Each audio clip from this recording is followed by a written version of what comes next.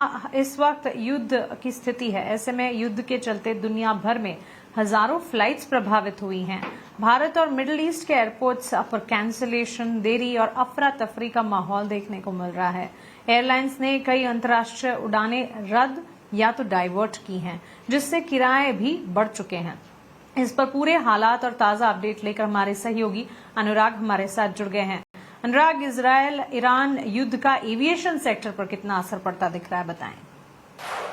2000 से ज्यादा फ्लाइट्स जो है वो कैंसिल हुई युद्ध की वजह से, और खाड़ी देशों की जो एयरलाइंस हैं, कतर एयरवेज, एतिहाद एयरवेज, उनकी फ्लाइट जो है वो 1600 से ज्यादा फ्लाइट्स कैंसिल हुई। भारत के अंदर ही 350 से ज्यादा फ्लाइट जो है वो एक दिन में कैंसिल हुई। मुंबई एयरपोर्ट से 50 से ज्यादा फ्लाइट जो है वो कैंसिल हुई। और 2 तारीख की बात करें तो आज देर रात तक एयर इंडिया, इंडिगो, अकासा के द्वारा जो फ्लाइट्स है Bahrain, Kuwait, Oman, Qatar, Saudi Arabia और यूएई की वो तमाम फ्लाइटें रद्द कर दी गई है, अकासा एयरलाइंस के द्वारा भी। और एयर इंडिया के द्वारा कुल जो फ्लाइट्स की संख्या है जो कैंसिल हो रही है कल और आज मिला के वो 100 से ज्यादा फ्लाइट्स है।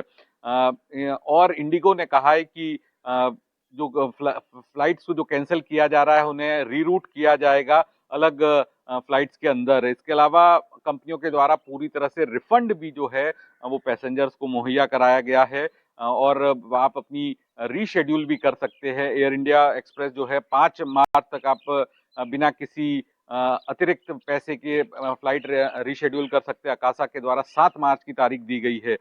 इसके साथ साथ एयरलाइंस ने ये भी कहा है कि आप अपनी फ्लाइट्स जो है उसको पहले से ही स्टेटस उसका देखें, कस्टमर केयर में बात करे, रियल टाइम अपडेट ले, उसके बाद ही एयरपोर्ट तक आए, क्योंकि बड़ी संख्या में आगे भी फ्लाइट्स कैंसिल हो सकती है।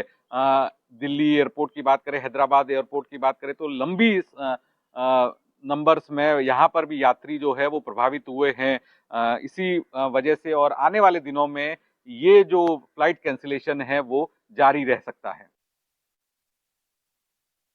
बिल्कुल अनुराग, शुक्रिया आपका हमारे साथ जुड़ने के लिए और एविएशन पर इस पूरे हालात का जो असर पड़ा है वो विस्तार से हमें बताने के लिए। अजीत